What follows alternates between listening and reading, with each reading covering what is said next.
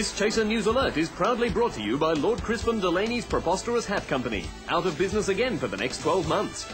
Channel 7's Celebrity Spieling Boo. And the Australian Wheat Board in partnership with the Sham Jordanian Trucking Company and Saddam Hussein. Hello and goddamn you. I'm Julian Morrow, making news this week.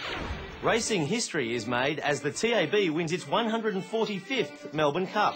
Apple iTunes celebrates 1 million video downloads and Chaser News Alert 7. And Alexander Downer says David Hicks never mentioned being sexually abused because he had a gimp ball in his mouth. But to our top story. US President George Bush has decided not to sack his trusted advisor Karl Rove after seeking advice on the matter from Karl Rove. Chaz Licciardello is at the White House.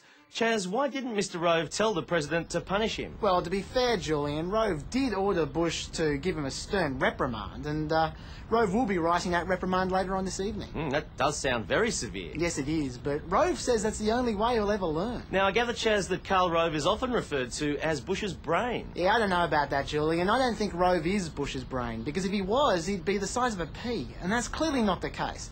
I'll have to interrupt you there, Chaz, because Australian viewers don't really care about American politics. Yeah, thank you, Julian. So to local news then. Brad Cooper, convicted fraudster and author of the self-help course Brad Cooper's Magic Moments, is to become Rodney Adler's motivational speaker in prison. I'm joined by the Chaser's business analyst Dominic Knight. Dom, what do you make of this story? Well, Cooper and Adler were an incredibly inspirational duo, inspiring a host of authorities to commence proceedings against them. Andrew Hansen is at the Supreme Court. Andrew, how is Brad Cooper dealing with this traumatic conviction? Well, he's using his own motivational tapes to get through. I'm just listening to one myself, actually. And does he have any advice for himself? Yes, it says, today is the beginning of the rest of your life in prison. Now, Andrew, word has it that Cooper might be in danger from his fellow prisoners. Oh, I don't think so. He's been working alongside criminals for many years. Thank you, Andrew. Now, this week, all but one member of the House of Representatives requested a stay of execution for an Australian drug trafficker. This exclusive report from the Chaser's Charles Firth. It's an all too familiar story. Aussie drug mule Nguyen Tong Van facing the dreaded Changi noose. I know what you're thinking. Not enough Aussies are put to death in Asian prisons. So why are sissy boot politicians trying to save Nguyen's life? Only one man voted for the boy to hang like a bell. That lone voice of moderate reason was my great personal friend, Wilson Tuckey. Now, some people say Tuckey's a redneck whose brain has been addled by too much wine.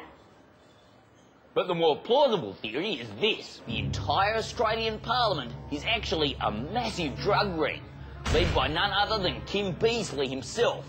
In fact, the only reason Beazley looks so fat is the kilos of heroin strapped to his otherwise athletic body. It's only a theory. Or is it? Every year, millions of drug mules make it through Changi Airport. Letting Nguyen off sends the wrong message, that it's all right to get caught. That's all for now, but tune in next week for all the big stories, including India and Pakistan's squabble to claim Kashmiri earthquake fatalities, Kim Beazley proves he has ticker by giving in to the government on terror laws, and the presenter of Chaser News Alerts fails to fit in his final line before...